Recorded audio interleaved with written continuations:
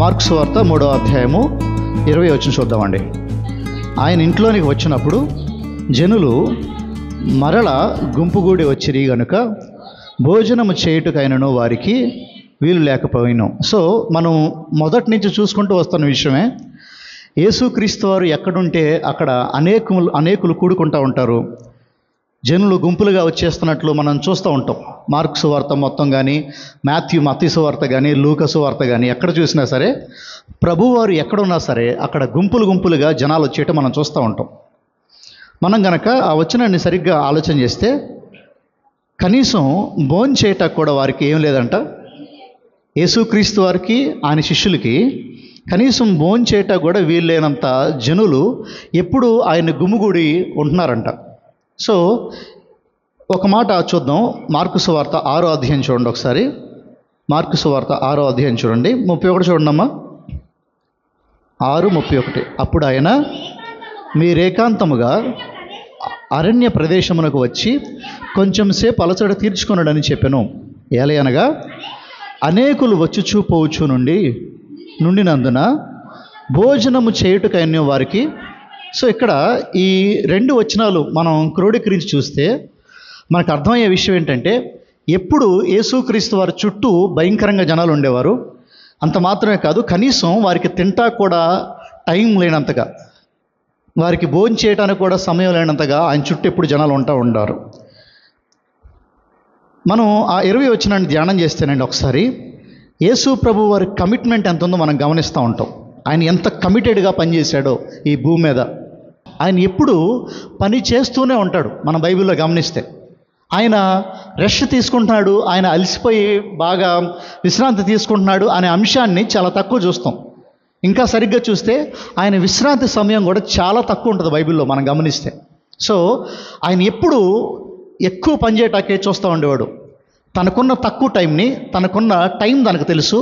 ఈ భూమి మీద తనకున్న సమయం చాలా తక్కువ అని ప్రభువుకు తెలుసు. కాబట్టి ఆ తక్కువ సమయంలో ఎక్కువ ఎలా పనిచేయాలో, ఎక్కువ ప్రభు కోసం ఎలా పనిచేయాలో మనం ఈ ప్రభువుని చూసి నేర్చుకోవచ్చు. ఈరోజు అనేకులు మిషనరీస్ కానీ, బైబిల్ స్కాలర్స్ కానీ, బైబిల్ పండితులు కానీ చెప్పే విషయం ఏంటంటే, మేము ఈ భూమి మీద ఉన్నంతకాలం, మేము బ్రతికినంతకాలం ప్రభు కోసం కష్టపడతానే ఉండాలి. మేము విశ్రాంతి తీసుకునేది అంటూ ఎక్కడంటే అది పరలోకమే అయి ఉండాలి అని చాలామంది భక్తులు అంటూ ఉంటారు. ఈరోజు అలాంటి యొక్క ఆలోచన భక్తులకి ఎలా వచ్చిందంటే, ప్రభు జీవితం చూసి. ఈరోజు మనిషికి ఈ భూమి మీద విశ్రాంతి లేదు. మనిషి ఈ భూమి మీద విశ్రాంతి తీసుకోపోయినా పర్లా, ప్రభు కోసమే పనిచేయాలి, ప్రభు కోసం నడవాలి అనే ఒక దృఢ సంకల్పం ఈరోజు గొప్ప భక్తులకి ఎలా వచ్చిందంటే, ఇదిగో ప్రభు చేస్తున్న ఇలాంటి సేవను చూస్తే అలాంటి ఆలోచనలు వస్తూ ఉంటాయి. మీరు ఆలోచించాలి, కనీసం వంట వండటానికి కూడా అక్కడ తావులేదు. ఆ ఇంట్లో ఎప్పుడు జనం ఉంటున్నారు, వంట వండటానికి ఎక్కడా తావు లేకుండా జనం గుమ్ముగూడుతున్నారు. సో ఆ పాయింట్లో ప్రభువారు ఎంత కమిటెడ్గా ఉంటున్నాడు. ఆయన కంప్లైంట్ చేయట్లా. ఆయనకున్న పరిస్థితిని బట్టి ఏంటి ఇలా అయిపోతుంది, నాకు కనీసం రెస్ట్ ఇవ్వరా, నాకు కనీసం విశ్రాంతి ఇవ్వరా, ఆయన ఎక్కడ అనట్లా. ఆయన తన పని మీద ఎంతో ఆసక్తి కలిగినట్టు మనం గమనిస్తూ ఉంటాం. చూద్దాం తర్వాత 21 చూద్దామమ్మా. ఆయన ఇంటివారు ఈ సంగతి విని ఆయన మతి చెలించున్నదని చెప్పి ఆయనను పట్టుకొని పోయారు. మీరు 22 నుంచి మనం గమనిస్తే శాస్త్రులు పరిశీలన అంటారు ఆయనకు దయ్యం పట్టింది అంటారు. తన సొంత ఇంటి వారు ఆయన ఏమంటున్నారు, ఆయనకేమైంది, ఎవరికి మతి చెలించిందంట. ఇక్కడ వారి సొంత ఇంట్లో తన తల్లి ఇంకా 4 సహోదరులు, 2 చెల్లెలు ఉంటారు యేసుక్రీస్తు వారికి. సో ఇప్పుడు వీళ్ళందరూ అనుకుంటున్నారంట ప్రభు వారికి ఏమైంది, ఆయన మతి చెలించి ఆయనకి ఏం అర్థం కాక పిచ్చిగా చేస్తున్నాడు యేసయ్య అని ఎవరు అనుకుంటున్నారో తెలుసా? ఎవరో శాస్త్రులు పరిశీలు బయట వాళ్ళు కాదు, తన సొంత కుటుంబం ప్రభువు వారిని చూసి అలా అంటుంది. ఒకసారి ఇక్కడ ఆగి కొన్ని విషయాలు మనం ఆలోచించాల్సి ఉందండి. ఈరోజు ఏంటంటే, ఏదో సంగతి విన్నారు ఆయన గురించి, యేసుక్రీస్తు వారి గురించి తన ఇంట్లో వాళ్ళు. ఇప్పుడు అనుకుంటున్నారు ఆయనకి మతి చెలించింది అనుకుంటున్నారు. ఏం విన్నారు ప్రభువారి గురించి వారు అంతగా అంటే, ఇదిగో ఈయన ఏం చేస్తున్నాడంటే పాపులతో స్నేహం చేయకూడదు, కానీ ఈయనకేం పేరు వచ్చిందంటే ఈయన పాపుల స్నేహితుడు అని పేరు వచ్చింది. కుష్ఠవ్యాధి ఉన్నోడిని ఎవడు పట్టుకోకూడదు, కానీ ఈయన ఏం చేస్తున్నాడు, కుష్ఠవ్యాధి ఉన్నోడిని వెళ్ళి పట్టుకుంటున్నాడు, స్వస్థపరిచాడు, ఆయన ముట్టుకున్నాడు. ఈరోజు లోకం ఆ రోజు యూదులు ఎవరినైతే వెలివేశారో వాళ్ళందరినీ ప్రభు దగ్గరికి తీసుకుంటున్నాడు. సుంకరుల్ని అందరూ వేషల్లాగా చూస్తారు. అలాంటి సుంకరుల్ని తీసుకొచ్చి ఈయన శిష్యులుగా చేర్చుకున్నాడు. సో ఈయన చేసే పనులన్నీ ఎలా ఉన్నాయంటే అందరికీ భిన్నంగా ఉన్నాయి.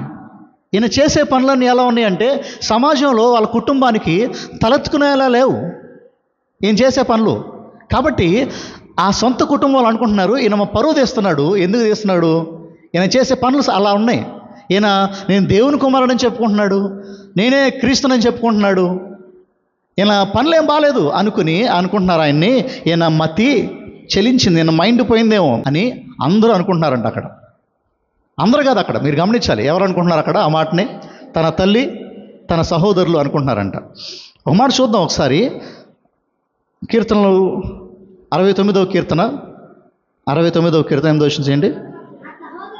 నా సహోదరులకు నేను అన్యుడినైతిని, నా తల్లి కుమారులకు పరుడునైతిని. చూసారా, ఇక్కడ ఒక ప్రవచనాత్మకంగా మనం చూసే మాట ఏంటంటే దేవుని సహోదరులే ఆయనకి ఏమైపోయారంట? వ్యతిరేకులైపోయారు, అన్యులైపోయారంట. అంత మాత్రమే కాదు, ఈ యేసుక్రీస్తు సహోదరులు నలుగురు ఉన్నారు చూసారా, ఈ నలుగురు ఎప్పుడూ కూడా యేసయ్య మరణించేంత వరకు ఆయన మీద విశ్వాసం ఉంచలా. చూడండి ఒకసారి యోహాను సువార్త 7వ అధ్యాయం చూడండి అమ్మా. యోహాను సువార్త 7వ అధ్యాయం చూడండి, 5వ వచనం చూడండి అమ్మా. ఆయన సహోదరులైనను ఆయన యందు విశ్వాసం ఉంచలేదు. చూసారా, ఇక్కడ తన సొంత ఇంట్లో వారే యేసుక్రీస్తు వారిని నమ్మలేదు అని చాలా తేటతెల్లంగా మనం గమనిస్తూ ఉంటాం. వీరు ఎప్పుడు మారారంటే యేసుక్రీస్తు వారు పునరుద్ధరణైన తర్వాత మారారు. వీళ్ళు తన ఇంట్లో ఉన్న నలుగురు సహోదరులు యేసుక్రీస్తు వారు పునరుద్ధరణైన తర్వాత మారారు. అంతేగాని ఆయన భూమి మీద ఉన్నంత వరకు వీరెవరూ మారలా. మారు మనసు వీరిలో లేదు. మారు మనసు లేకపోగా ఆయన ఒక పిచ్చోడు అనుకుంటున్నారు, ఆయనకు మతి చెలించింది అనుకుంటున్నారు. అంత మాత్రమే కాదు, 21వ వచనాన్ని మీరు గమనిస్తూ ఉంటుంటే ఏమైందంటే ఆయనను పట్టుకొని పోయారంట. ఇంకా సరిగ్గా చెప్పాలంటే ఈ మాటకు అర్థం ఎలాంటిదంటే ఒక ఖైదీని ఎలాగైతే పట్టుకుంటారో పోలీసులు బలవంతంగా ఎలాగైతే పట్టుకుంటారో యేసుక్రీస్తు వారిని అలా పట్టుకుందాం అనుకున్నారంట. ఒక పిచ్చోడిని ఎలాగైతే ఒక మెంటల్ హాస్పిటల్లో పట్టుకుంటారో అలాగా ప్రభు వారిని పట్టుకుందాం అనుకున్నారంట. గట్టిగా పట్టేసుకుందాం అనుకున్నారంట. నలుగురు అన్నదమ్ములు ఉన్నారు, నలుగురు నాలుగు పక్కల పట్టేసుకుందాం అనుకున్నారు ప్రభు వారిని వచ్చి. చూసారా, ఇప్పుడు ఇక్కడ ఈ మాట ఎందుకు మనం ఆలోచింపాలంటేనండి, ఎందుకు వీరు ఇలా అనుకున్నారు ప్రభువారి గురించి? ఎందుకు అలా అనుకున్నారు వీరు? ప్రభు ఎందుకు అర్థం కాలేదు వీళ్ళకి? చూడండి ఒకసారి 1 కొరింథీ పత్రిక 2వ అధ్యాయం చూడండి అమ్మా, 14వ వచనం చూడండి. ప్రకృతి సంబంధి అయిన మనుష్యుడు దేవుని ఆత్మ విషయములను అంగీకరింపడు, అవి అతనికి వెర్రితనముగా ఉన్నవి. సో ఇక్కడ చూడండి, దేవుని వాక్యం చెప్పకనే చెప్తున్న మాట ఏంటంటే క్రీస్తు వారికి ఎందుకు అర్థం అవ్వలేదు? యేసుక్రీస్తు వారు తన సొంత ఇంట్లో వారికి ఎందుకు అర్థం కాలేదంటే వారు ప్రకృతి సంబంధులుగా ఉన్నారు. అంటే వారు ఎప్పుడు వారి ఆలోచనలు ఎక్కడ ఉన్నాయంటే పరలోకానికి సంబంధించిన ఆలోచనలు వారికి లేవు. యేసు ప్రభు వారి ఇంట్లో వారి ఆలోచనలన్నీ ఎక్కడ ఉన్నాయి అంటే ఈ భూమి మీదే ఉన్నాయి. జనులు మమ్మల్ని ఏమనుకుంటున్నారు, ఈయన చేసే పనుల వల్ల మాకు మంచి పేరు రావట్లా అని ప్రకృతి సంబంధంగా ఆలోచిస్తున్నారు. కానీ పర సంబంధంగా, పరలోక సంబంధంగా ప్రభు గురించి వీరు ఆలోచించలేకపోతున్నారు. ఇది మీరు ఆలోచించాలి. ఈ మాట ఇది యేసుక్రీస్తు వారికి తప్పలేదండి. ఈ విషయం మీరు గమనించండి. ఈ మాట ఒకసారి. యేసుక్రీస్తు వారు ఎంతో నీతిగా, న్యాయంగా, పరిశుద్ధంగా, క్రమబద్ధంగా ప్రభు పరిచర్య చేసుకుంటూ వెళ్తున్న ఆయన్నే తన సొంత ఇంట్లో వాళ్ళు ఏమన్నారంటే ఇతను పిచ్చోడు అన్నారు, ఇతని మతి పనిచేయట్లేదు అన్నారు. మరి ఈరోజు ప్రభు మార్గాన మనం వెళ్తున్నప్పుడు, ప్రభువుని నమ్ముకుని మనం వెళ్తున్నప్పుడు అపోజిషన్, వ్యతిరేకత బయట నుంచి రావచ్చు, ఇంట్లో నుంచి రావచ్చు. ఇది మీరు గుర్తుపెట్టుకోవాలి. మీరు యేసుక్రీస్తు వారిని వెంబడించుకుంటూ వెళ్తే మీ ఇంట్లో వాళ్ళు పద్దాక మీకు జయగొట్టకపోవచ్చు. యేసు ప్రభు వారిని మీరు వెంబడించుకుంటూ వెళ్తూ ఉంటుంటే మిమ్మల్ని అందరినీ మెచ్చుకుంటారు అని మీరు అనుకోమాకండి ఎప్పుడు. యేసుక్రీస్తు వారినే తన సొంత ఇంట్లో వాళ్ళు ఏమన్నారంట? చెప్పాలి, ఏమన్నారంట? మతి చెలించింది అన్నారు. మరి ఇప్పుడు ప్రభువుని వెంబడిస్తున్న మనల్ని ఈ లోకం ఏముంటుందో మీరు ఆలోచించుకోవాలి. ప్రభు అర్థం కాని వాడికి ఈరోజు వాడు లోకపరంగా ఆలోచిస్తూ ఉంటాడు. ప్రభు అర్థమైన వాడు లోకపరంగా ఎప్పుడు ఆలోచించడు. ఇది ప్రభువుకే తప్పలేదు అని మనం ఆలోచించుకోవాలి. ఈ మాటను ఒకసారి, ఈ మాటను కొంచెం ఆలోచించండి మీరు ఒకసారి. ఎవరైనా బాగా చదువుతున్నారు అనుకోండి, బాగా అసలు తన రోజు మొత్తంలో ఎక్కువ టైము ఒక 15 గంటలు 16 గంటలు చదువుకోవటాకే అతను ప్రయాసపడుతున్నాడు అనుకోండి, ఆ వ్యక్తి ప్రయాసపడుతున్నారు అనుకోండి, అతన్ని లోకం ఏమంటుంది? బాగా జ్ఞానవంతుడు, అరే భలే చదువుతున్నాడు అంటారు. ఒక మనిషి, ఒక ఆటలాడే ఒక వ్యక్తి, అతను ఎప్పుడు ప్రాక్టీస్ చేస్తున్నాడు తన ఆటని. క్రికెట్ ఆడేవాడు, లేదంటే ఒక ఒలింపిక్స్లో పనిచేసే, ఒలింపిక్స్ గేమ్స్లో ఆడేవాడు, ఎప్పుడు ఆటల మీదే శ్రద్ధ ఉంది అతనికి. అతను ఏమంటారు తెలుసా? ఎంత మంచిగా ప్రాక్టీస్ చేస్తున్నాడండి, ఎంత పట్టుదల ఉంది ఇతనికి అంటారు. కానీ ఇక్కడ విచిత్రమైన విషయం ఏంటంటే, అదే వ్యక్తి దేవుని కోసం ఇలా 14, 15, 16 గంటలు ప్రభు కోసం పనిచేస్తే అతను ఏమంటారు తెలుసా? ఈ లోకం పిచ్చోడు అంటారు అలాంటి వారిని. ఎందుకు టైం అంతా దేవుడని వేస్ట్ చేసుకుంటున్నాడు? ఎందుకు టైం అంతా దేవుడని వేస్ట్ చేసుకుంటుంది ఆ మనిషి అని చెప్పి, ఇదిగో మనం ఈ లోకంలో ప్రభు కోసం ఎంత శ్రమపడినా, ఎంత ప్రయాసపడినా అది పిచ్చితనంగా చూస్తారు. సంఘానికి ఒక అరగంట ముందు వస్తే, సంఘానికి ఒక గంట ముందు వస్తే ఎందుకు ఇంత టైం వేస్ట్ చేసుకుంటున్నావు అనే లోకం ఇది. మీరు ఆలోచించాలి. ప్రభు కోసం మనం ఈరోజు ఏ పని చేసినా లోకం స్వాగతిస్తుంది అని అనుకోమాకండి, లోకం వెల్కమ్ చేస్తుంది అనుకోమాకండి. ప్రభు కోసం నువ్వు నిలబడితే, ప్రభు కోసం ముందుకెళ్తే, ప్రభు కోసం నువ్వు జీవిస్తూ ఉంటే లోకం నిన్ను మెచ్చుకోదు. లోకం సంగతి పక్కన పెట్టండి, ఇప్పుడు మీ ఇంట్లో వాళ్ళ సంగతి దగ్గర రండి. మీ ఇంట్లో వాళ్ళే నిన్ను మెచ్చుకోరు. నీకు ఈ మాట అర్థం అవ్వాలి. ప్రభువు జీవితాన్ని మీరు చూస్తే మనకి ఈ మాట అర్థం అవ్వాల్సి ఉంది. యేసుక్రీస్తు వారికి ఉన్న 4 అన్నదమ్ములు ఎప్పుడు మారారో తెలుసా? యేసుక్రీస్తు పునరుద్ధానం తర్వాత వీరిలో మార్పు చూస్తూ ఉంటాం. చూద్దాం ఒకసారి. అపోస్తుల కార్యము 1వ అధ్యాయం చూడండి. అపోస్తుల కార్యములు 1వ అధ్యాయం చూడండి, 14వ వచనం చూడండి అమ్మా. వీరందరూ, వీరితో కొందరు స్త్రీలను, యేసు తల్లి అయిన మరియయు ఆయన సహోదరులు. ఎవరు సహోదరులు? యేసుక్రీస్తు సహోదరులు ఏక మనసుతో ఎడతెగక. సో వీరిలో ఎప్పుడు మార్పు చూస్తాం? యేసుక్రీస్తు తమ్ముళ్ళలో ఎప్పుడు మార్పు చూస్తామంటే ఆయన పునరుద్ధరణ తర్వాత మార్పు చూస్తాం. అప్పుడు మారు మనసు వచ్చింది వీరిలోకి. అప్పుడు దాకా ప్రభువుని వీళ్ళు ఏమనుకున్నారంటే ఒక పిచ్చోడు, మతి పని చేయనివాడు అనుకున్నారు. తర్వాత విషయం చూద్దామా? 31 చూద్దామా? ఆయన సహోదరులను తల్లియు వచ్చి వెలుపల నిలిచి ఆయనను పిలువనంపిరి. జనులు గుంపుగా ఆయన చుట్టూ కూర్చుని ఉండిరి. ఆగండి ఒకసారి. ఇక్కడ చూడండి, ఎవరెవరు వచ్చారంటే ప్రభు దగ్గరికి ఆయన ప్రసంగం చేస్తుంటే, ఆయన సహోదరులను, ఆయన తల్లి ప్రభు దగ్గరికి వచ్చి బయట నిలబడ్డారంట. ఎందుకంటే ప్రభు దగ్గరికి చాలామంది జనాంగం ఉన్నారు. సో వీరు ప్రభు దగ్గరికి రాలేక, అంత జనాలను దాటుకుని రాలేక లోపలికి బయట నుంచి కబురు పంపారు ప్రభు దగ్గరికి. ఆ కబురేంటి? ఇదిగో మీ తల్లి, నీ తమ్ముళ్ళు వచ్చారు, నువ్వు బయటకు వచ్చి వాళ్ళతో మాట్లాడలేదంటే వాళ్ళని రమ్మను అని ఒక కబురు పంపారు. ఇక్కడ ఒక మాట నేను చూపిస్తాను చూడండి ఒకసారి. మత్తయి సువార్త చూడండి అమ్మా. మత్తయి సువార్త 13 చూడండి. మత్తయి సువార్త 13వ అధ్యాయం చేయండి ఒకసారి. 55వ వచనం చూడండి. ఇతడు అంటే ఎవరి గురించి మాట్లాడుతున్నారండి అక్కడ? యేసుక్రీస్తు వారి గురించి. ప్రభువారిని అంటున్నారు, ఇతడు వడ్లవాని కుమారుడు కాడా? ఇతని తల్లి పేరు మరియ కాదా? యాకోబు, యోసేపు, సీమోను, యూదా వారులను ఇతని యేసుక్రీస్తు వారికి ఎంతమంది సహోదరులు ఉన్నారంట? ఎంతమంది ఉన్నారమ్మా? 4 ఉంటారు అక్కడ మీరు చూస్తే. ఎంతంట? యాకోబు, యోసేపు, సీమోను, యూదా. యూదా అంటే ఇస్కరియోతు యూదా కాదు, ఈయన వేరు. మళ్ళీ యాకోబు అంటే అపోస్తులు 12 మందిలోని యాకోబు కాదు, ఈయన వేరు. సో యేసు ప్రభు వారికి తమ్ముళ్ళు ఉన్నారంట. ఎంతమంది ఉన్నారంట చూడండి ఒకసారి ఆ మాట. యాకోబు, యోసేపు, సీమోను, యూదా వారును ఇతని సహోదరులు కారా? తర్వాత ఇతని సహోదరీమణులు అందరూ ఎవరంట? సోదరీమణులు అంతా ఎవరు? అతని చెల్లెళ్ళు. యేసు ప్రభు వారికి తమ్ముళ్ళు ఉన్నారు, దాని తర్వాత ఇంకెవరు ఉన్నారు? మీకు అర్థమైందా ఇప్పుడు? సో ఇప్పుడు ఇక్కడ కొంచెం సేపు ఆగి ఆలోచించండి ఈ మాటలని. ఏం ఆలోచించాలంటే, ఈరోజు కొన్ని అబద్ధ బోధలు, తప్పుడు బోధలు మన మధ్యలో బాగా తిరుగుతున్నాయి. వాటి గురించి నేను 2 మాటలు మీ ముందు మాట్లాడి నేను త్వరగా ముందుకు వెళ్ళిపోతాను. అదేంటంటే, ఈరోజు ఆర్సీఎం వాళ్ళు ఏమంటారంటే, రోమన్ క్యాథలిక్ మిషన్ వాళ్ళు ఏమంటారంటే, మనం యేసుక్రీస్తు వారికి డైరెక్ట్గా ప్రార్థన చేయలేం, మనం సూటిగా యేసుక్రీస్తు వారికి ప్రార్థన చేయలేం. కాబట్టి మనకి ఇంకొకరు కావాలి. ఆమె ఎవరై ఉండాలి? చెప్పాలా? ఆమె ఎవరు? ఆమె మరియమ్మ అయి ఉండాలి. సో ఆ మరియమ్మకి మనం చెప్తే మరియమ్మ ఎవరికి చెప్పొద్దంట? మరి ఇక్కడ మరియమ్మకి ఎంట్రీ ఉందా? ఇక్కడ మరియమ్మకి ఎంట్రీ ఉందా? మరియమ్మ ఎక్కడుంది చెప్పాలమ్మా. 3వ అధ్యాయం 31 చూడండి. ఆయన సహోదరియు ఆయన తల్లియు వచ్చి వెలుపల, ఆమెకే ఎంట్రీ లేదు ఇక్కడ. ఆమె నీ ప్రార్థన ఏమంటది? ఆమె నీ ప్రార్థన వెళ్ళి దేవుడికి ఏం చెప్పుద్ది? ఈ మాట ఒకసారి ఆలోచించండి మీరు అందరూ. బైబిల్ చాలా స్పష్టంగా మాట్లాడే ఒక విషయం ఏంటంటే, నరుడికి, మనిషికి, దేవునికి మధ్యలో మధ్యవర్తి ఒకడే. చెప్పండి. మనిషికి దేవునికి మధ్యలో మధ్యవర్తి ఒకడే.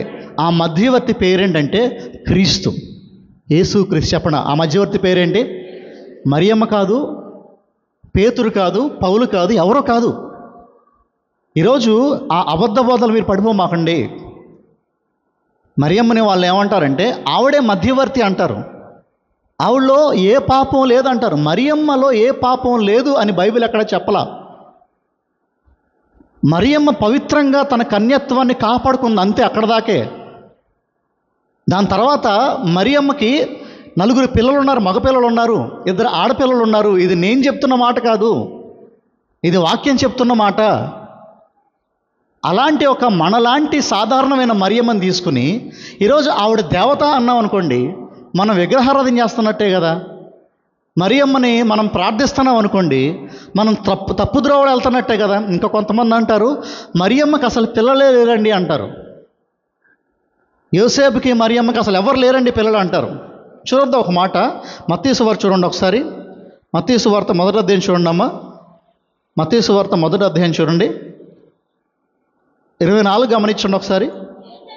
యోసేపు నిద్ర మేలుకొని ప్రభు దూత తనకు ఆజ్ఞాపించిన ప్రకారము చేసి తన భార్యను చేర్చుకొని ఆమె కుమారుని కను వరకు ఆమెను ఎరుగకుండెను. సో యేసుక్రీస్తు వారు పుట్టేంత వరకు మరియమ్మ, యోసేపు ఫిజికల్గా ఎక్కడా వారు కలిసినట్టు మనం చూడం. యేసుక్రీస్తు వారు పుట్టిన తర్వాత వారి వైవాహిక బాధ్యతల్లో, వారి వైవాహిక నియమాల్లో వారు ఇంకా చాలామంది పిల్లల్ని కన్నారు అని బైబిల్ మనకు చూపిస్తూ ఉంది ఇక్కడ. మరి ఇప్పుడు మనం దీన్ని నమ్మకుండా ఎవరో బయట చెప్పే ఒక కాకమ్మ కథలను నమ్మేమనుకోండి, ఈరోజు మనల్ని మనం మోసం చేసుకున్నట్టు. బైబిల్ అంతిమమైంది. ఈరోజు నా మాట కాదు మీరు నమ్మాల్సింది, ఇంకెవరో గొప్ప పాస్టర్ మాట కాదు మీరు నమ్మాల్సింది, ఇంకా హైదరాబాదులో పెద్ద పెద్ద సంఘస్థుల మాట కాదు మీరు నమ్మాల్సింది. మీరు ఏకగ్రీవంగా మనందరము నమ్మాల్సింది ఏంటంటే దీన్ని నమ్మాలి, మనం బైబిల్ని నమ్మాలి. ఈరోజు మరియమ్మకి బైబిల్ ఏ స్థానం ఇచ్చిందో మనం అదే స్థానం ఇవ్వాలి. అబద్ధ బోధల్లో పడిపోయి మనం కూడా మేరీ మాతను పూజిద్దాం అనుకుంటే, మేరీ మాత ఆమె కూడా మాత కదా. మదర్ మేరీ, తల్లి అయిన మరియా నీకులాంటి నాకులాంటి మనిషే కదా. ఆమెలో ఏ గొప్ప లేదు కదా. యేసుక్రీస్తు వారు తన తల్లి రాగానే గబగబా లెగిసి లే మా తల్లి వచ్చింది, మా అమ్మ వచ్చింది, జరగండి రా అన్నాడా యేసుక్రీస్తు వారు? లేదు, మరియమ్మకి తావివ్వండి, మా అమ్మ మా తమ్ముళ్ళు వచ్చారు అన్నాడా? ఎక్కడ ఏం మాట్లాడాల? మీరు ఆలోచించాలి ఈ మాటను ఒకసారి. ఈరోజు మీ చుట్టూ ఉన్న అబద్ధ బోధలకి మీరు సరిగ్గా సమాధానం చెప్పాలంటే ఇదిగో ఇది చదవాలి, వాక్యం చదవాలి. ఆర్సీఎం బైబిల్లో ఇవే ఉండవు. దీన్ని తీసేసి మిగిలిన బైబిల్ పెట్టారు వాళ్ళు, దాన్ని అపోక్రిప అంటారు. సో చూద్దాం ఒకసారి. తర్వాత వారు ఇదిగో నీ తల్లియు నీ సహోదరును వెలపట ఉండి నీ కోసం వెతుకుచున్నారని ఆయనతో చెప్పగా, ఆగండి ఒకసారి. ఇప్పుడు ఏంటంట, తల్లి సహోదరులు ఆయన కోసం వెయిట్ చేస్తున్నారంట, బయట వేచి ఉన్నారంట. వీరు ఎందుకు వచ్చారు ప్రభు దగ్గరికి? ప్రభుతో మాట్లాడి, యేసు ప్రభుతో మాట్లాడి ఈయన తీసుకెళ్ళిపోదాం ఇక్కడి నుంచి అని వచ్చారు. అసలు వీళ్ళకి కలిగిన నష్టం ఏంటి? తన తల్లికి తన సహోదరులు కలిగిన నష్టం ఏంటి? కలిగిన నష్టం ఏంటంటే యేసుక్రీస్తు వారి వల్ల వీరికి సమాజంలో మంచి పేరు రావట్లా. యూదులందరూనండి శాస్త్రుల్ని పరిశీలిని గొప్పగా చూస్తారు, చాలా ఉన్నతులుగా చూస్తారు. ఇప్పుడు యేసు ప్రభు వారు ఏమంటున్నాడంటే ఆ శాస్త్రుల్ని పరిశీలిని తిడుతున్నాడు. ఆ శాస్త్రులకి పరిశీలకి వ్యతిరేకంగా ఆయన పోరాడుతున్నాడు, వ్యతిరేకంగా ఆయన మాట్లాడుతున్నాడు. ఇప్పుడు అందరూ ఏమంటున్నారంటే ఆ చెడ్డ పేరు ఎవరికి వస్తుందంటే వీళ్ళకి వస్తుంది, ఇంట్లో వాళ్ళకి వస్తుంది. ఇదిగో యేసయ్య వల్ల, యేసుక్రీస్తు వల్ల ఎవరికి చెడ్డ పేరు వస్తుంది? సమాజంలో మాకు తలనొప్పి వస్తుంది, సమాజంలో మా పరుగు పోతుంది అని చెప్పి యేసయ్యని పట్టుకుందాం, యేసయ్యతో మాట్లాడదాం, యేసయ్యని తీసుకెళ్ళిపోదాం అని అనుకుంటున్నారు వీళ్ళు. ఇందాక నేను చెప్పాను, ఇదిగో ఈ లోకానుసారంగా ఆలోచించే వారికి పరలోక సంబంధమైన విషయాలు అర్థం కావు ఎప్పటికీ. వారు ఇదిగో నీ తల్లియు నీ సహోదరులని వెలుపట ఉండి నీ కోసము వెతుకుచున్నారని ఆయనతో చెప్పగా, ఆయన నా తల్లి నా సహోదరులు ఎవరన్రి? ప్రభు ఏమన్నాడంట? నా తల్లి ఎవరు, నా సహోదరులు ఎవరు అంటున్నాడు ప్రభువారు ఇక్కడ. మీరు గమనించాలి ఈ మాటను ఒకసారి. ఎవరు నా తల్లి, ఎవరు నా సహోదరులు? తర్వాత తన చుట్టూ కూర్చున్న వారిని కలయి చూచి ఇదిగో నా తల్లియు నా సహోదరులు. ఇప్పుడు చూడండి ప్రభువారు ఏమంటున్నారో మీరు గమనించండి. ఇక్కడ ప్రభువారు ఏమంటున్నారు, ఏం చూపిస్తున్నారు, ఆయన ఏం చేస్తున్నారో మీరు గమనించండి. ఈరోజండి మనం కొన్ని మన మనసులో ముందే అనుకుని ఇక్కడికి వచ్చి కూర్చుంటాం. కొన్ని లోకము లేదంటే మనకున్న బంధుత్వము, ఇహలోకానుసరమైన విషయాలు, మన మనసులో కొన్ని విషయాలు ముందే ముద్రించుకొని వచ్చేసాం మనం ఇక్కడికి. ఇప్పుడు బైబిల్ ఏం చేస్తుందంటే వాటన్నిటిని చెరిపేస్తుంది మన మనసులో నుంచి. బైబిల్ దగ్గరికి మనం ఎలా రావాలంటే మనం ప్రీ ఆక్యుపైడ్గా రాకూడదు. ప్రీ ఆక్యుపైడ్ అంటే ఏంటంటే నేను ముందే కొన్ని అనేసుకుని ఇలానే ఉండాలి, ఇలానే చేయాలి అనుకోకూడదు. బైబిల్ దగ్గరికి వచ్చినప్పుడు అది ఎలా చెప్తే నేను అలా చేయాలి అనేలాగా రావాలి బైబిల్ దగ్గరికి మనం. ఎందుకు నేను ఈ మాట అంటున్నానంటే ఇక్కడ ప్రభువారు రెండు విషయాలు చూపిస్తున్నారు. ఒకటి ఆయన భౌతిక కుటుంబం. ఆయన భౌతిక కుటుంబం అంటే ఎవరు? తన తల్లి, తన సహోదరులు, తన చెల్లెళ్ళు. ఇది ఆయన భౌతిక కుటుంబం. రెండో కుటుంబం ఆయనకు ఉంది అక్కడ. అది ఎవరంటే ఆయన ఆధ్యాత్మిక కుటుంబం, రెండో కుటుంబం. ఏ కుటుంబం అంటే ఇది? మీరు ఈ రెండు విషయాలు గమనించాలి ప్రభు దగ్గర. ఇక్కడ ప్రభువు వారు, యేసుక్రీస్తు వారు దేనికి ఆయన ఎక్కువ ప్రాధాన్యత ఇస్తున్నాడు? భౌతిక కుటుంబానికి ప్రాధాన్యత ఇస్తున్నాడా, ఆధ్యాత్మిక కుటుంబానికి ప్రాధాన్యత ఇస్తున్నాడా? మీకు అర్థమైందా? యేసుక్రీస్తు వారు ఎవరికి ఎక్కువ విలువిస్తున్నాడు? తన సొంత తల్లికి, తన సొంత కుమారులకి, సొంత చెల్లెలకి ఎక్కువ విలువిచ్చాడా, లేదంటే తన ఆధ్యాత్మిక సహోదరులైన అపోస్తులకి ఎక్కువ విలువిచ్చాడా? ఈ మాట చాలామందికి అర్థం కాదండి. ఇది చాలా సున్నితమైన విషయం, చాలా సెన్సిబుల్ టాపిక్ ఇది. ఎందుకు సెన్సిబుల్ టాపిక్ అంటున్నానంటే ఇది తప్పుగా అర్థం చేసుకుంటే అవకాశం చాలా ఎక్కువ ఉంది. ఇక్కడ క్రీస్తు చాలామందికి అర్థం కాదు ఈ పాయింట్లో. ఈ యొక్క విషయంలో ఈ 31 నుంచి 35 దాకా యేసుక్రీస్తు వారు చాలామందికి అర్థం కాల. పండితులు ఫెయిల్ అయిపోయారు ఇక్కడ. ఏంటి ఇలా అంటున్నాడు? తన సొంత తల్లిని, తన సొంత తమ్ముళ్ళని, సొంత చెల్లెల్ని ఎవరు నా సహోదరులు అంటాడేంటి, ఎవరు నా తల్లి అంటాడేంటి? అన్ని రోజులు ఆయన ఇంట్లోనే పెరిగింది నేను వెళ్ళి, ఇప్పుడు వాళ్ళని పట్టుకుని నా సహోదరుడు ఎవరు, నా తల్లి ఎవరు అంటాడేంటి అనుకుంటున్నారు అక్కడ అందరూ. ఇక్కడ గమనించుకోవాల్సిన మాట ఏంటంటే యేసుక్రీస్తు వారు ఎక్కడా కూడా వీరిని తక్కువ చేసి మాట్లాడట్లా. యేసుక్రీస్తు వారు ఎక్కడా కూడా తన తల్లిని, తన సహోదరుని తీసిపడేట్లా, లేదంటే ఆయన్ని అబాండన్ చేయట్లా, వదిలేయట్లేదు వారిని. వారికి ఇవ్వాల్సిన మర్యాద, వారికి ఇవ్వాల్సిన గౌరవం అన్నీ ప్రభు వారు వారికి ఇచ్చాడు.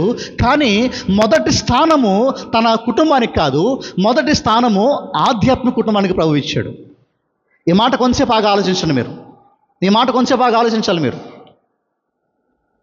తన కుటుంబం, ఇప్పుడు చూడండి, ఇప్పుడు శిలువ మీద పడికిన మూడో మాట ఏంటండి ప్రభువారు? అమ్మా ఇదిగో, తన తల్లిని చూసి అమ్మ ఇదిగో నేను చనిపోతున్నాను, నా స్థానం ఎవరికి ఇస్తున్నాను? నా శిష్యుడైన యోహాను. అప్పుడు తల్లిని పట్టించుకోలేదు ఆయన. చెప్పండి, యేసుక్రీస్తు వారు తను చనిపోయే సమయంలో తల్లిని పట్టించుకోలేదా? కానీ తన తల్లిని పట్టించుకున్నాడు. 30 సంవత్సరాలు తన తండ్రి మరణించినా సరే తన ఇంట్లో మొత్తం పనులు, పెద్ద కుమారుడిగా మొత్తం పనులు ఈయనే చూసుకున్నాడు. తన ఇంటిని పోషించాడు, అన్నీ ఈయనే చేశాడు. కానీ ఇప్పుడు ఆయన మనకు చూపిస్తున్న మాదిరి ఏంటంటే అమ్మ మన భౌతిక కుటుంబాల కంటే మన ఆధ్యాత్మిక కుటుంబమైన సంఘం చాలా ప్రాముఖ్యమైనది అని ప్రభు నేర్పిస్తున్నాడు ఈరోజు మనతో. ఇది చాలామందికి అర్థం కాని మాట, అంగీకరించిన మాట. అదేంటండి అలా అంటావు? మా అమ్మ ఎక్కువ నాకు సంఘం కంటే, మా నాయన ఎక్కువ నాకు సంఘం కంటే అని మనం అంటాం. కానీ ప్రభు అంటున్నాడు, బాబు నువ్వు వచ్చింది ఆధ్యాత్మిక కుటుంబంలోనికి. ఈ కుటుంబం ఎలాంటిదంటే భౌతిక కుటుంబం లాంటిది కాదు. భౌతిక కుటుంబం లాంటిది కాదు ఇది. ఇట్ స్పిరిచువల్ ఫ్యామిలీ, ఇది ఆధ్యాత్మిక ఫ్యామిలీ. ఇది నీ భౌతిక కుటుంబము వారి మారు మనసు లేకపోతే పరలోకం చేరుకోలేరు. కానీ సంఘము అందరూ ఎత్తబడతారు. సంఘములో నిజంగా మారు మనసు పొందిన వారందరూ. ఇది శాశ్వతంగా ఉంటుంది. ఇది తరతరాలు యుగయుగాలు ఈ సంఘం ఉంటుంది. కాబట్టి నీకు ఏది ఎక్కువ అవ్వాలంటే సంఘం ఎక్కువ అవ్వాలన్నాడు. నీకు అర్థమైందా ఈ మాట? నాకు తెలిసి చాలామందికి ఇది సెన్సిబుల్గా ఉండదు. అసలు అర్థం కాదు. ఏంటి ఎలా అంటాడు ప్రభు? ఏంటి ఎలా అంటాడు? ఎవరు నా తల్లి అంటాడేంటి? ఎవరు నా సహోదరుడు అంటాడేంటి? ఏం మాట్లాడుతున్నాడు యేసుక్రీస్తు వారు అసలు? ఒక్కసారి మీరు ఆగి ఆలోచించండి ఈ మాటని. ఒకసారి మీరు ఆగి ఆలోచించండి ఈ మాటని. ఈరోజు నీ సంఘము నీకు ఎంత ఎక్కువ ఉందో నువ్వు గమనించుకో ఒకసారి. మన ముందు నడిచిన యేసుక్రీస్తు వారు, మనకి మాదిరి చూపించిన యేసుక్రీస్తు వారు మనతో చెప్పే మాట ఏంటంటే, నీ ఆధ్యాత్మిక కుటుంబం నీకు చాలా ప్రాముఖ్యమైంది. ఈరోజు మన కుటుంబానికి ఏమన్నా అయిందనుకోండి, మన ఇంట్లో వాళ్ళకి అల్లడి తల్లడైపోతాం. సంఘంలో ఎవరికైనా ఏదైనా అయిందనుకోండి, అసలు మనం కేరే చేయం వాళ్ళ గురించి, అసలు పట్టించుకోం మనం వాళ్ళ గురించి. కానీ ప్రభు అంటాడు, బాబు నీకు నీ భౌతిక కుటుంబం కంటే ఏది ఎక్కువ అవ్వాలి? మరి సంఘం కోసం నువ్వు ఇంకా ఎక్కువ పాటుపడాలి, ఇంకా ఎక్కువ ప్రయాసపడాలి. కానీ సంఘం దగ్గరికి వచ్చేసరికి మనం పట్టించుకోం ఎవరిని. కొంతమంది అసలు ఎవరితో మాట్లాడుకోరు సంఘంలో. నాకు చాలామంది తెలుసు మన సంఘంలో అలాంటి వాళ్ళు. పక్కనోడిని పట్టించుకోరు, పక్కనోడితో మాట్లాడరు, పక్కనోడి బాగోగులు తెలుసుకోరు. ఎప్పుడు మాది బాగున్నామా, మేము బాగున్నామా? అది కాదు క్రైస్తవ్యుడు. నీకు క్రీస్తు అర్థం కాలా. నీకు యేసు క్రీస్తు అర్థమైతే నువ్వు సంఘాన్ని ఎంతో పట్టించుకుంటావు. మీకు అర్థం కావాలి ఈ మాట. ఈరోజు చాలామందికి ప్రభు అర్థం కాలేదండి.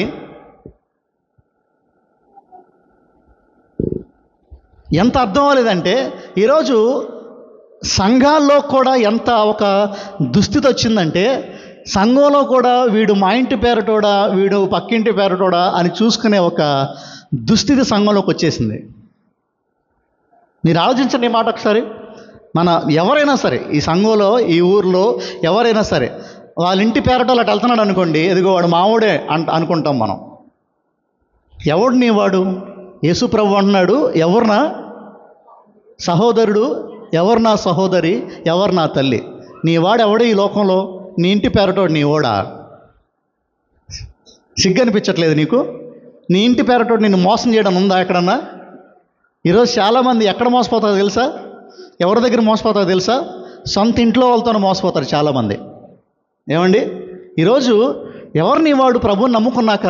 ప్రభువుని నమ్ముకోకపోతే నీ ఇంటి పేరటోడు నీ ఓడు. నీ ఇంటి పేరటోడు నువ్వు ఏం చేసినా వాడికి నువ్వు భజన చేస్తావు, అది వేరే విషయం. కానీ ప్రభువుని నమ్ముకున్న తర్వాత నీ వాడు మారాలి. ఇక్కడ నీ వాడికి డెఫినేషన్ మారిపోవాలి.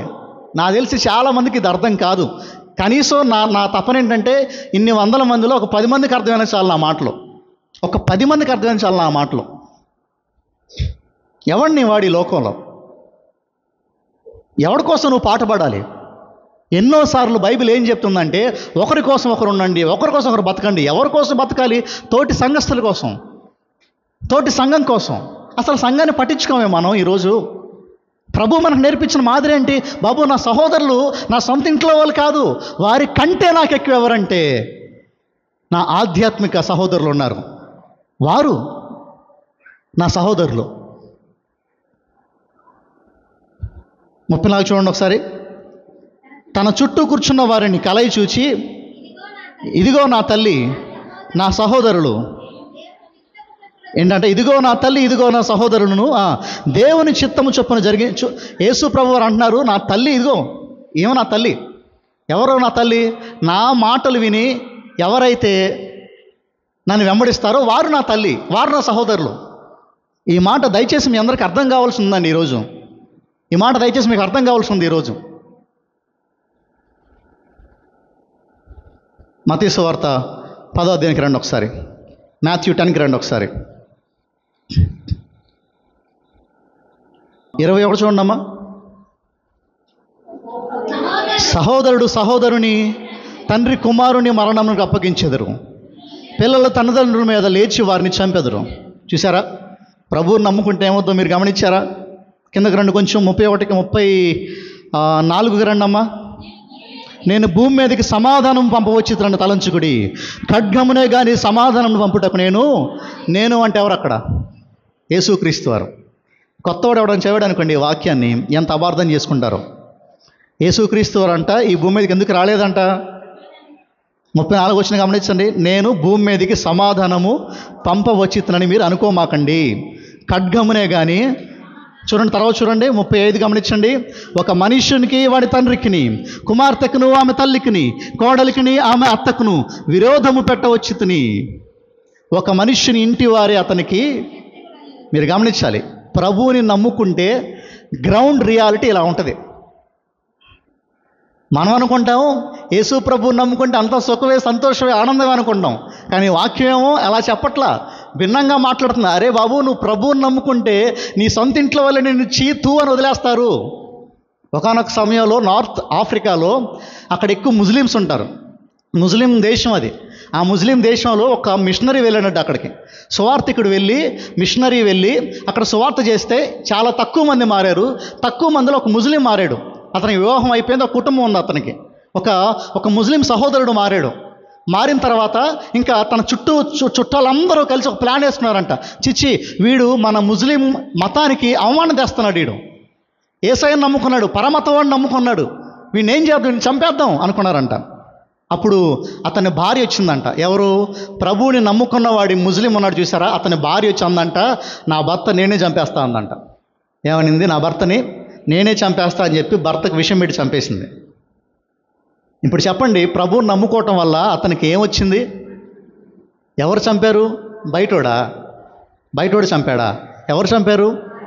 తన సొంత భార్యే, ప్రాణానికి ప్రాణంగా ప్రేమించే భార్య. ఇప్పుడు మీకు అర్థం అవ్వాలి పాయింట్ ఏంటంటే, నువ్వు ప్రభు కోసం నిలబడటానికి రెడీ అయిపోయావా, లోకం నీ మీద దండయాత్ర చేయబోతుంది.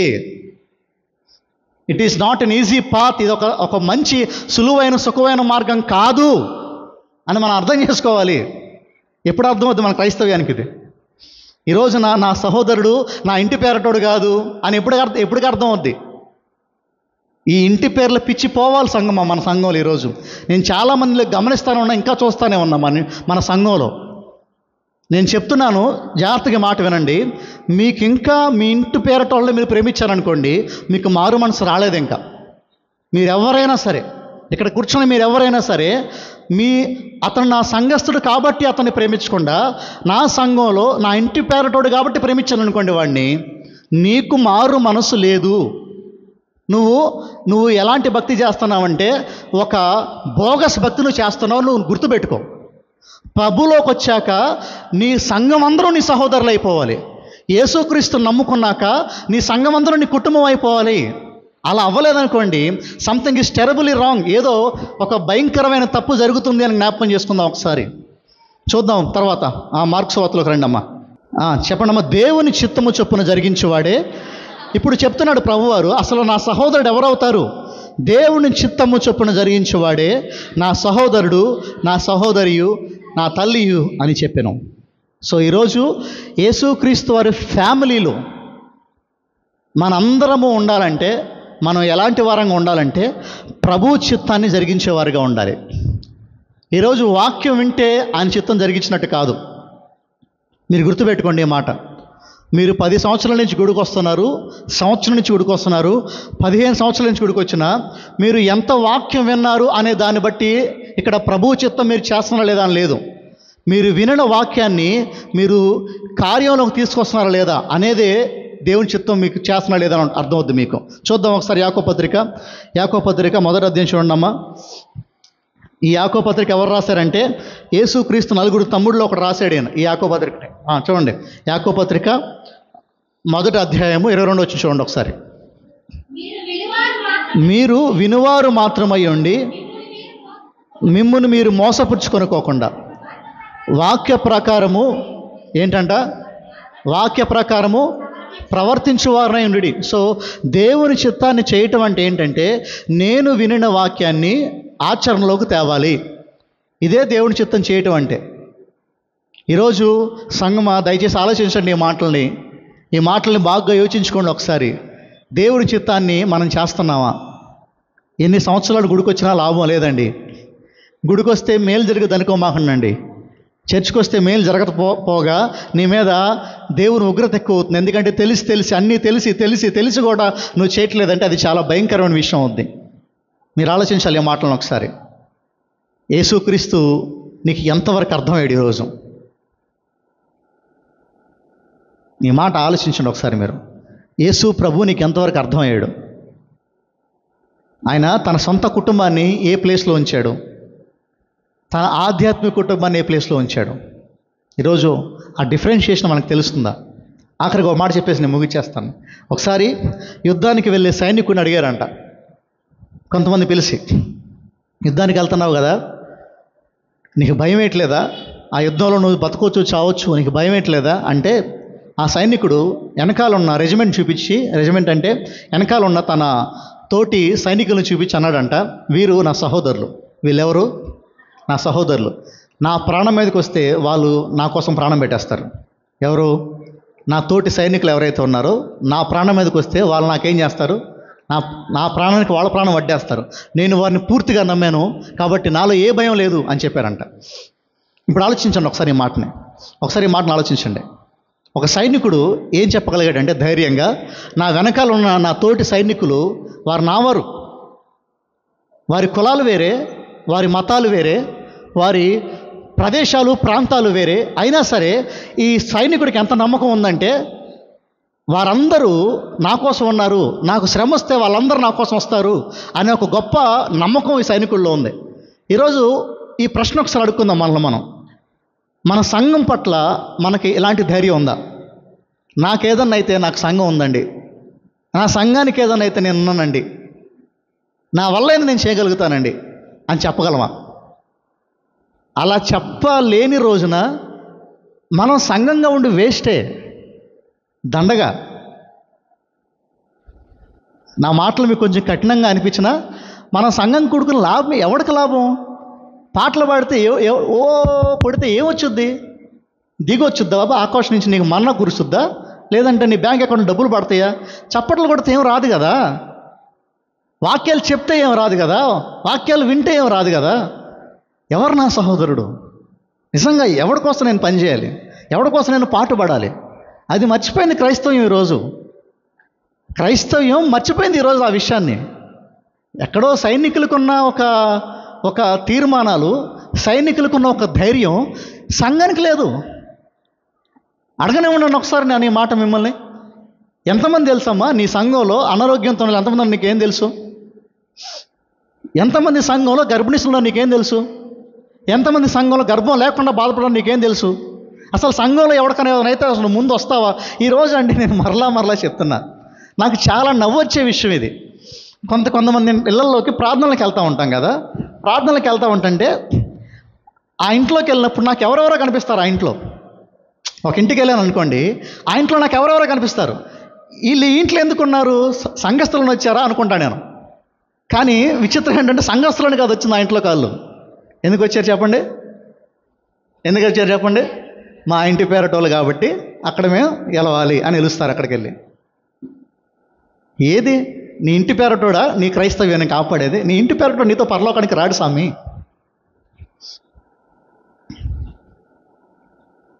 నా ముందు రాకేష్ ఉన్నాడండి. ఎవరున్నారు? నా ఇంటి పేరటోడు అనుకుందాం కొంతసేపు రాకేష్ని. ఎవరు అనుకుందాం? నా కాదులే అనుకుందాం కొంతసేపు. నా ముందు భవ్య కూడా ఉంది. ఇప్పుడు రాకేష్కి భవ్యకి మధ్యలో ఒక ఉద్యోగం ఉంది. నాకు తెలుసు ఆ ఉద్యోగం సంగతి, తెలుసు. ఇప్పుడు రాకేష్ నా ఇంటి పేరటోడు, అంత టాలెంట్ లేదనుకుందాం. ఇప్పుడు అంత గొప్పగా ఆ ఉద్యోగానికి అర్హుడు కాదనుకుందాం. భవ్యకి అర్హత ఉందనుకుందాం. ఇప్పుడు నేను ఎవరికి చెప్తా ఉద్యోగం ఉందని? ఇద్దరికి తెలియదు ఉద్యోగం ఉన్నట్టు. ఎవరికి చెప్తాను సాధారణంగా? నాకు ఎవరికి చెప్తాను? అర్హత ఉన్నడికి చెప్పను. దొంగ మాటలు మాట్లాడమాకండి మీ నా దగ్గర. దొంగ మాటలు మాట్లాడమాకండి. ఎవరికి చెప్తారంటే మీ ఇంటి పేరు చెప్పుకుంటారు వెళ్ళి. అరే మన ఇంటి పేరు చెప్పండి, ఈ ఉద్యోగం మనోడికి రావాలి. నువ్వు క్రీస్తుని నమ్ముకున్నావు కదా, ప్రభువుని నమ్ముకున్నాక తనామన ఏంటి నీకు? ఇంకా ప్రభువుని నమ్ముకున్నాక పక్షపాతం ఏంటి నీకు? ఇంకా నువ్వు నమ్ముకోలేదు స్వామి, నువ్వు మోసం చేసుకుంటున్నావు. ప్రభువుని నమ్ముకోలేదు నువ్వు. ఇంకా యేసుక్రీస్తు నిజంగా నమ్ముకుంటే తనామనలు ఉండవు. యేసు ప్రభు నిజంగా నమ్ముకుంటే మా ఇంటి పేరటోడు వస్తే సంతోషాలు నా మొహంలో వెలిగిపోవు. దిగజారిపోయామండి మనం, అట్టర్లీ దిగజారిపోయాం మనం, అట్టర్లీ ఫెయిల్ అయిపోయాం మనం. లేదు సంథింగ్ ఇస్ టెరబుల్లీ రాంగ్. ఎక్కడో బాగా తప్పైపోయింది. ఈరోజు ఇంటి పేర్లు కాదు, దేవుడు చెప్తున్న మాట, ఎవరు నా సహోదరుడు, ఎవరు నా తల్లి, ఎవరు నా సహోదరి, నా వాక్యం ప్రకారం జీవించేవాడు నా తల్లి, నా వాక్యం ప్రకారం చేసేవాడు నా సహోదరుడు, ఆవిడ నా సహోదరి. ఇది నీ కొలమానం అయి ఉండాలా, ఇది నీ కొలమానం అయి ఉండాలా. అర్థం కాకపోయినా ఒక మాట చెప్తాను నేను. ఈ లోకంలో నీకు అన్నిటికంటే ఫస్ట్ ప్లేస్లో ప్రభు ఉండాలి, తర్వాత దేవుని సంఘం ఉండాలి, తర్వాత నీ కుటుంబం ఉండాలి. చాలామందికి అర్థం కాదు. అర్థమైన వాడు ధన్యుడు అంటాను నేను. ఈరోజు ఇక్కడ నిలబడటానికి కారణం నాకు మా నాన్నే కావచ్చు, మా అమ్మే కావచ్చు, కానీ దేవుడు వారిని నాకు ఇవ్వకపోతే వారు వచ్చేవాళ్ళు కాదు, నాకు వారిని ఇవ్వకపోతే వారికి నేను వచ్చేవాడిని కాదు. మా కుటుంబంలో మమ్మల్ని అక్కడ నియమించింది ఎవరు? దేవుడు, ప్రభు నియమించాడు. ఇప్పుడు నేను మొదటి స్థానం ఎవరికి ఇవ్వాలి? లేదండి మా అమ్మేనండి, మా అమ్మ, నేను నరకమైనా పోతాను మా అమ్మను వదలనండి అన్నాం అనుకో, నేను నరకమైనా పోతాను మా నాన్న వదలను అనుకో, సంథింగ్ ఈజ్ రాంగ్. నీకు ప్రభు అర్థం కాలేదు. ప్రభు అర్థమైనోడు వాడి ఆలోచన, నేను చెప్పిన ఆఖరికి మాట చెప్పి ముగిచ్చేస్తాను. మీకు చాలా కన్ఫ్యూజ్ అయిపోయినట్టున్నారు, నేను ఒక మాట చెప్పి ముగిస్తాను. నీకు నిజంగా ప్రభు అర్థమయ్యాడు అనుకోండి, అప్పుడే నీ తల్లిని ఎలా ప్రేమించాలి నీకు అర్థం అవుతుంది. నీకు ప్రభు అర్థం కాలేదనుకో, నీ తండ్రిని ఎలా ప్రేమించాలి నీకు తెలియదు, నీ తల్లికి తండ్రికి ఎలా మర్యాద ఇవ్వాలి నీకు తెలియదు. నీకు ప్రభు నీకు అర్థం అవ్వలేదనుకోండి, నీ భార్యని ఎలా ప్రేమించాలి నీకు తెలియదు. ప్రభు అర్థమైతే మాత్రమే ఒక తల్లి కొడుకుని బాగా ప్రేమించగలడు, ఒక తండ్రి కూతుర్ని బాగా ప్రేమించగలడు, ఒక భర్త భార్యని ప్రేమించగలడు, ఒక భార్య భర్తకు లోపడగలదు, తల్లిదండ్రులు పిల్లల్ని ప్రేమించగలరు, పిల్లలు తల్లిదండ్రులు లోపడ ఉండగలరు. ప్రభు అర్థమైతే మాత్రమే. సో అంతటికీ కేంద్ర బిందువు ఏంటంటే యేసుక్రీస్తు వారు. దేవునికి మహిమ కలుగును గాక. యేసుక్రీస్తు నీకు అర్థం కాని రోజు నీకు ఏది సెన్స్ అవ్వదు, ఏది అర్థం కాదు. అర్థం కానట్టు అంత తికమగ్గా ఉంటుంది, గందరగోళం, అంత బోటగోలాగా ఉంటుంది. ప్రభు అర్థమైన రోజు అన్నిటి క్లారిటీ వస్తుంది నీకు. దేవుడి మాటలు వినికిళ్ళు దీవించిన గాక.